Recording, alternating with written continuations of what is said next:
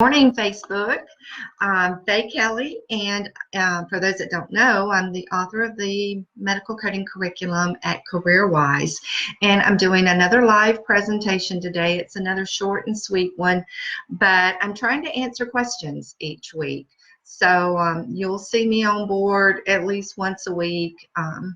Hopefully we'll have a student to do a testimonial, and then we're going to have workers in the field that work from home, that work in the industry come on board, employers. We've got lots planned for you all so you can have a comfort level about your career. So today the question is, do I want to study for the CCA or the CPC exam?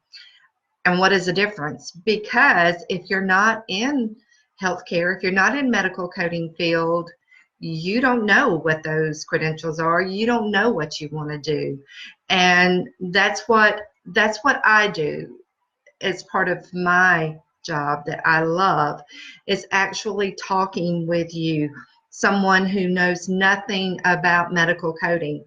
I explained that to our newest student last week, that this course is written for the student who has no background in the medical field. It's written on your level so you can understand and you can grasp what we're talking about. All right, so let's talk about the credentials here, because you all know that I can start talking and just go so broad. So I want to make myself learn to narrow down for your benefit. So the CPC, what is that? That's a certified procedural coder. That is predominantly doing outpatient work. These coders are not trained on how to do inpatient surgery coding. That's your main difference. All right. Then you have the CCA exam, and that is Certified Coding Associate. That coder is trained on doing inpatient surgeries, inpatient coding, and outpatient. The CPC, there's two national recognized organizations that administer these exams and provide you with the credentials once you pass the exam. The CPC is given by AAPC. All right, so when you have some spare time, look up, I think it's www.aapc.com. Then look up who gives the national exam for the CCA, AHIMA, AHIMA, and I believe their org. Let me look real quick, and it won't take me but a minute. Yes, it's going to be www.ahima.org. All right, and then while I'm looking, let me just go to AAPC and make absolutely sure. Yes, aapc.com. Look at those websites. Look at what each one of them talks about with the coding and the education. Get more familiar. I see someone say they're interested. Let's talk. Let's schedule a consultation. Thank you, Ann. So those are your two credentials that we have. We have courses written for. Okay, so then what we want to do is to talk about, what do employers view? I want you to know, because I was in the hiring mode for 38 years, hiring coders. What did I think about when I saw someone with a application that was a CPC? I thought, well, you know what? They're really strong in outpatient. What did I think about, CCA hasn't been around forever, but when I saw CCA, what did I think about? Well, they can do both. All right. Now you're thinking, well, I want to do the one that does both. Well, not necessarily, because maybe your career, maybe your goal is not to do the inpatient. Maybe you're wanting to work more from a remote. Both of these positions can become remote. The CPC is more stronghold to start out remote. That's why we have more CPC coders than we do CCA coming through our courses, because they're really interested in I'm sorry, I'm reading and talking at the same time, and I usually can multitask, but not on Facebook because I'm still learning. You know, they're looking. So you want to be able to decide which career. And I'm not saying that if you get CPC that you're guaranteed a remote job, because you're not. But I'm guaranteed that there's more remote CPC than there are CCA to start off with. All right. So when I see those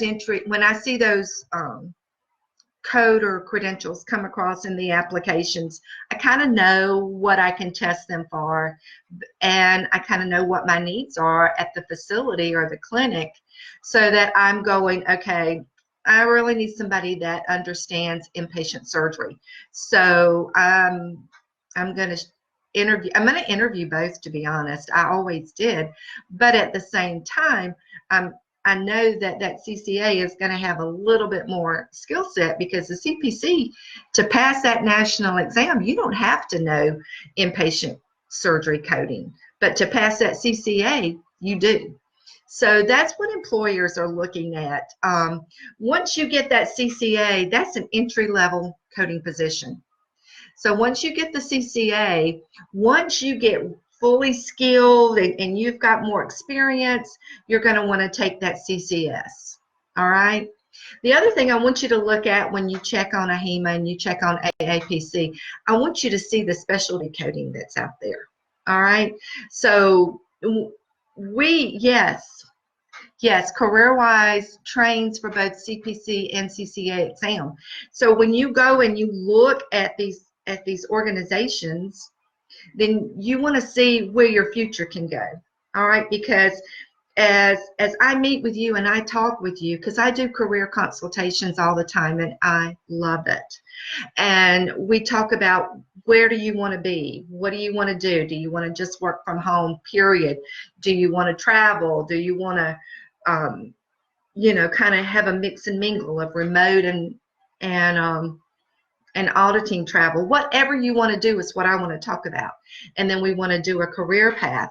So check out these organizations, see what they are telling you. That's a lot more lengthy in detail. Make some notes of your questions and then talk to me.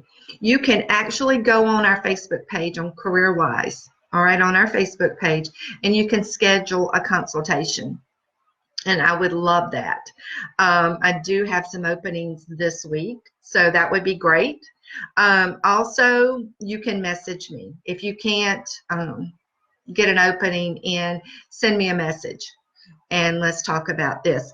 Let me take just a minute or two to answer these the other questions. Will CareerWize prepare us? Yes, we'll do that. The cost, please, that's a great question. So because there are different payment plans, we do have payment plans. And then I've got another great question. All right, go on our website, www.careerwize.com. Remember to spell WISE, W-I-Z-E, not S-E. Check it out.